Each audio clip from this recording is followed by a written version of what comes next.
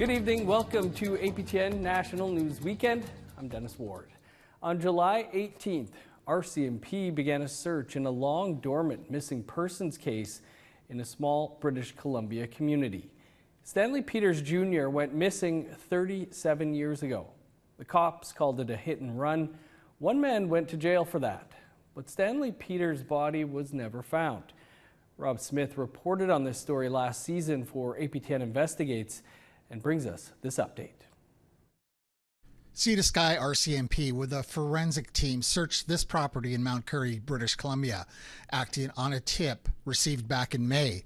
Information was recently received in relation to the disappearance of Stanley Peters Jr. That file has been open and ongoing in investigation since 1987 when the missing person report was received, basically just with the goal of bringing Mr. Peters home to his family. It's been almost 40 years. The Peters family never stopped searching for answers, conducting multiple ground searches, speaking to community members, digging into court documents, parsing through the multiple tips they've received over the years. We know a lot of what happened. We know a lot of who was there and what took place. We just don't know of his final resting place. This is where Peters was struck by a vehicle containing 6 youths who had been partying that night. Peters was hitchhiking home. 5 years later, in February 1992, police charged 2 men, Dennis Williams with hit and run. He was convicted and spent 18 months in jail. Lawrence Pascal was found not guilty of obstruction of justice. According to Constable Bomer, even if evidence is found, no further legal action is expected. I believe that there's any other jeopardy involved. This is strictly the missing person investigation that's being addressed here today. Peters' daughters believe there are people in the community who know where the body is buried. At the trial, a witness told the court he saw Peters' body being dragged away from the scene by a person he could not positively identify. Peters' daughter says the family seeks no further retribution, just closure for everyone. My heart is I want everybody to heal, and I want people to be able to move on and let it go, even the ones that know about what happened and feel that they're carrying something.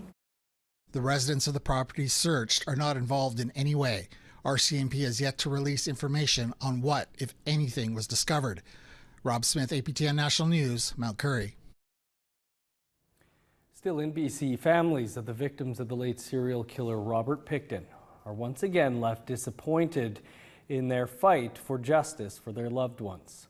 A BC judge is denying their ability to intervene on the RCMP applying to destroy evidence collected during their investigation. APTN's Tina House has that story.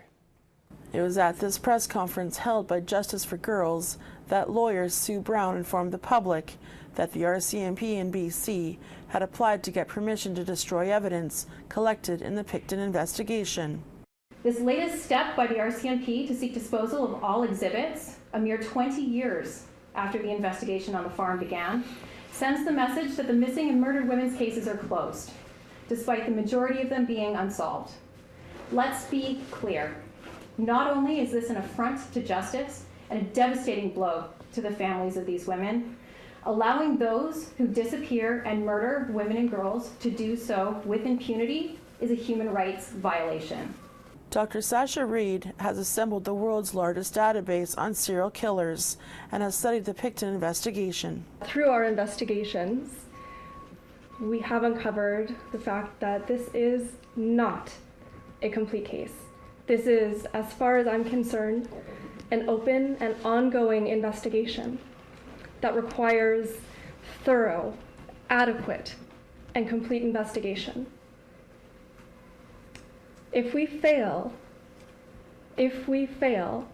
to stop these applications to dispose of evidence, we essentially vitiate any chance of bringing additional perpetrators to justice. And now, 6 months after that press conference and numerous court hearings for the families to get permission to intervene on the destruction of evidence, a Supreme Court judge in BC has denied standing to the families in this matter. For family member Lorelei Williams, whose cousin Tanya Holick's DNA was found on the farm, it's another roadblock in her long wait for justice. What would I say to the judge? I would say, what if this was your daughter? What if this was your sister, cousin, family member, close friend? What would you want for your family member? What would you want for this person? Because it's not just me, it's so many families across the country who have to deal with this, and they are sending a horrible message to predators out there that they can get away with murder. To me, this sends the message that space in RCMP buildings is worth more than answers and justice for the horrific atrocities that took place. Sue Brown and Lorelei Williams, along with other family members, say their fight is far from over and will continue to lobby for those lost voices to be heard. Tina House, APTN National News, Vancouver. To Alberta now, and a wildfire hit the town site of Jasper on Wednesday night, destroying much of the popular tourist destination. APTN's Chris Stewart has those details. Images began showing up online last night of the damage done to the picturesque town of Jasper, Alberta. Buildings, hotels, and houses are seen on fire. The wildfire reached 300 to 400 feet in height. 25,000 people were evacuated earlier this week as the fire approached. Videos this morning on social media showed charred businesses, cars, and houses showing extensive damage. This afternoon, an emotional Danielle Smith said up to half the town has been destroyed. Homes and businesses have been lost to a wildfire that people are calling a wall of flames. There is no denying that this is the worst nightmare for any community. To the residents of Jasper and those displaced far from home looking at the images of your town on TV and online, the feelings of loss and fear and loneliness must be overwhelming. But you are not alone. All Albertans are with you.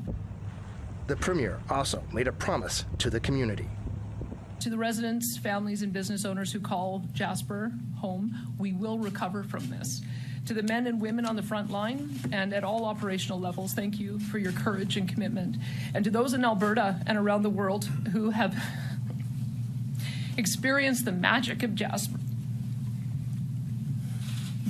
the magic is not lost and it never will be. Alberta's government will provide the support needed to families and community to recover and to rebuild stronger than ever. Relief may be on the way for the beleaguered town, as heavy rainfall is expected, which will help firefighting efforts. Chris Stewart, APTN National News, Edmonton. It's been nearly 10 years since the body of Tina Fontaine was found in the Red River in Winnipeg. We'll tell you how her family and nation plans to honor her after the break.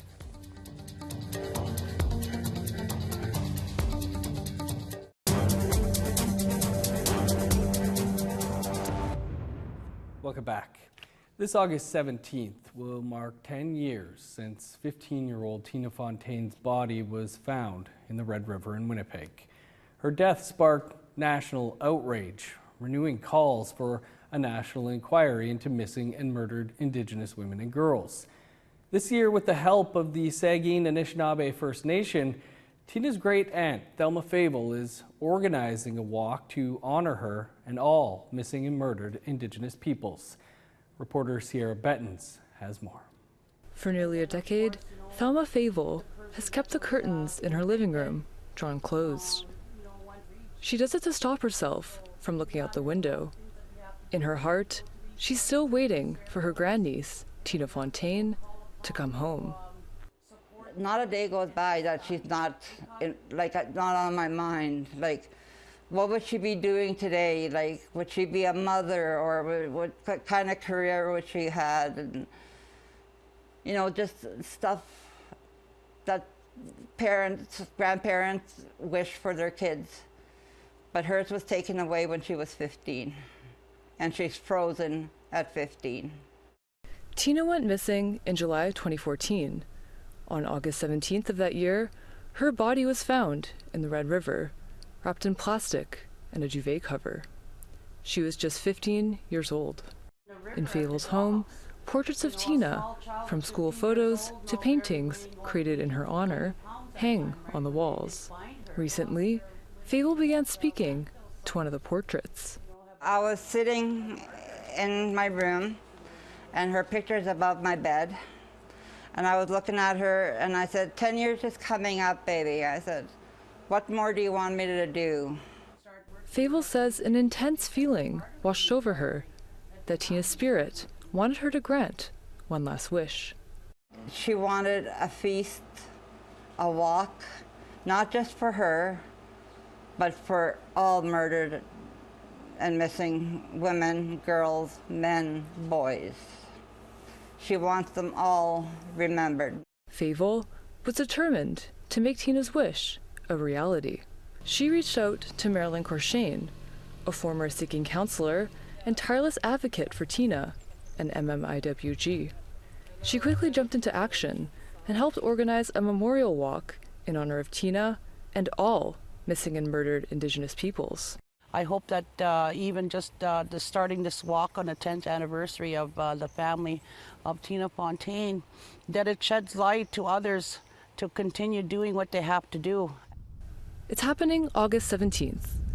People are invited to the Saugeen Anishinaabe First Nation, situated 125 kilometers northeast of Winnipeg. It's Tina's home community, but it has the highest number of unsolved MMIWG cases out of any First Nation in Canada. Tina's death drove people across the country to take action, and ultimately, for the federal government to begin working on the MMIWG National Inquiry. You see the red ribbons on bridges along, Manitoba. You see prayer walks or fires going, or, feasting going for families that are starting to engage on their own. However, in the 5 years since the National Inquiry's call to action, Corshane says there's still much to be done. When we lose someone or there's someone going missing, it can't just be the family. We need a unit where they will come to the family and say, we're here to help. As the community gears up to fulfill Tina's wish, Fable has one for herself, too. After 10 years, she hopes to have the courage to open up the curtains in her living room, letting go, but never forgetting her grandniece. This is my way of honoring Tina, to let her know that she'll never be forgotten. Like the Premier called her the face of change, and which she was. She woke up everybody. The walk starts at 10 a.m. on August 17th, beginning at the Saugeen Catholic Church. Sierra Buttons, APTN National News, Winnipeg. The Senate on Thursday released a new report called Missing Records, Missing Children. The goal is to get the government to provide better and more timely access to residential school records. They may contain key information about the lives and deaths of Indigenous children at those schools. Fraser Needham has more. Senator Brian Francis is the chair of the Senate's Committee on Indigenous Peoples. He says there are a number of reasons why survivors and the public at large are not able to access residential school records in the manner they should. There's lack of human resources to do the job and lack of financial resources to do the job properly. Those are critical areas that have to be covered off in order for this work to take place, because as I mentioned earlier, the records are scattered out across Canada, very little information on them. It's going to take some deep dive into them to get the proper information out. So it's going to take a lot of work and a lot of coordination to bring this about properly. The Senate committee interviewed dozens of witnesses over the past several months, which resulted in Missing Records, Missing Children. The report makes 11 recommendations, including calling on the government to compel the Catholic Church to release records to the National Centre for Truth and Reconciliation, or NCTR, fund Indigenous-led approaches to locating records, and adequately fund the Residential Schools Documents Advisory Committee to assist in locating and transferring records to the NCTR. Francis says it is particularly important that accessing and transferring documents be led by Indigenous institutions, such as the NCTR. We know how to do the work. There are people. We know what has to be done. We know how to interview our survivors properly and so on. And I think it's just critical that we lead it as Indigenous people. In an emailed statement, the NCTR fully supports all of the report's recommendations, particularly with respect to the transfer and release of residential school records into its care. Fraser Needham, APTN National News, Ottawa. A Yukon woman is sharing her story of survival after she was attacked by a grizzly bear near the town of Haines Junction. Jordan Hasselbeck has the details on how she managed to escape with her life. On June 30th, Vanessa Chaput was out for a run along this trail near the village of Haines Junction when she came across a group of 3 grizzly bears. I was right beside them, and it was too close. There was no way that Chaput, who is Kaska, says she spent a lot of time in bear country and knows what to do during an encounter. I have a really good respect for them, just because growing up with my dad and everything and going hunting, you're in bear country, like things are going to happen, and we have run into bears in the past, but I've never run into something like this before. She tried to give the bears some space, but her dog Luna got off leash and chased 2 of the bears away. Then the 3rd bear, a male, charged at her. When the bear had taken me down with my head in its mouth, my first thought was just kind of protect your vitals. So I went straight into the fetal position. My saving grace was from Walmart. Chaput was wearing a plastic hair clip, like this one, which broke in the bear's mouth. She believes that stunned the bear and it let her go. Once free, she quickly got behind a tree. So I chose this tree right here, and I was able to get in between, and the bear ran in between the willows. I was watching him, and he turned around and charged back at me and actually stopped right in front of the tree. The bear then turned its attention to Luna, who was barking. If it wasn't for my dog barking, the bear was going to come finish the job. With the bear distracted, Chaput made her way towards the highway. I looked at my body and I seen like my arm, and I had blood coming down my face. So I actually had, my one eye had gone red from the blood. I knew I was bleeding heavily and that I needed to get to help. So I didn't run. I just kept my eyes towards where the bear had gone. And then I walked up and onto the highway. She called 911 and her husband, who came and picked her up. The nearby campground was evacuated, and over that weekend, Yukon conservation officers euthanized 3 bears that matched the description from the attack. The area where the attack happened has since been mulched, and rain has washed away the blood. Chaput spent a couple weeks in hospital. So I had puncture wounds all up in my arm. I have a broken bone. I have a lot of nerve damage in that area. And then my tricep was torn into places. She says she doesn't feel any animosity towards the bears and hopes that others can learn from her story. Like, I don't blame the bears for what happened. I don't blame my dog or myself. It was wrong place, wrong time, and like, again, it could have happened to anybody. Jordan Hasselbeck, APTN National News, Haines Junction. Wild story. Well, NHL defenseman Brandon Montour brought home the Stanley Cup this week. We'll take you to the celebration after the break. Stick around.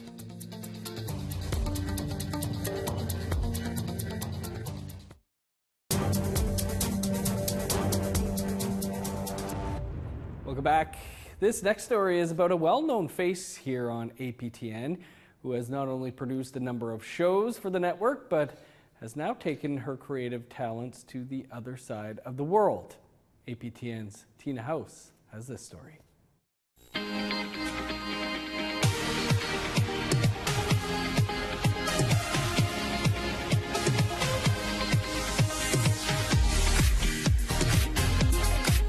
Tamara Bell is a well-known celebrity who has produced TV shows such as First Talk on APTN that features various guests discussing various subjects. But what many don't know is she is not only a recognizable talk show host and successful producer, but she is also an artist. She has just returned from an art residency in Champagne, France, where she lived in a castle with other artists from around the world. Being there in the castle, it was so unbelievable to be in a space where there's so much art and tapestries and beauty and the structure that's like 500 years old. Your lived experience there is phenomenal because you really are free to just create, and having a world where you can do that is almost supernatural. And create she did. These are few of the one-of-a-kind pieces she made while there. Belle meticulously hand paints colonization of Indigenous people and the effects of residential school and the many traumas that stemmed from that genocide. It takes me forever to do a painting. I might sit on a painting for, in order to get the detail and the composition and the style. I paint on money. I use it as a canvas, and I almost feel divinely inspired sometimes through the creator to begin to create, and then when I see it, I begin working on it. And in this series, Belle paints about her Haida traditional territory and the gold miners that landed on their shores, bringing smallpox blankets that nearly decimated their population. I really fiercely moved into my work at a level that is, I really want to be unapologetic and fearless with what I create. And I take off all barriers and I completely remove the viewer's experience, and I really focus in on the Indigenous lived experience of us over the past 500 years. Tamara recently won second prize for painting at the Heard Museum in Arizona. Tina House, APTN National News, Vancouver. Some powerful work. Well, Wednesday was an exciting day in the community of Six Nations at the Grand River. Fans and community members gathered to welcome home one of their own with the Stanley Cup. Here's Annette Francis with some highlights. Wearing Florida Panther shirts and carrying signs, fans filled the streets of Washouigan, cheering on defenseman Brandon Montour as he made his way through the main street of his hometown. Go Brandon! The streets were shut down to traffic all day in anticipation of the large crowds. There were thousands who stood in line to get into the Washouigan Arena. It's nice that he won the cup. I was kind of hoping he would win it, especially in the finals there. So, just nice to see somebody win. They waited hours as they weaved around barricades. For Liz Beachy, whose son used to play minor hockey with Montour, it's well worth the wait. We've been following Brandon's career the whole time, and we're very proud of him. He's an awesome guy, awesome kid, awesome family, and we're happy to be here.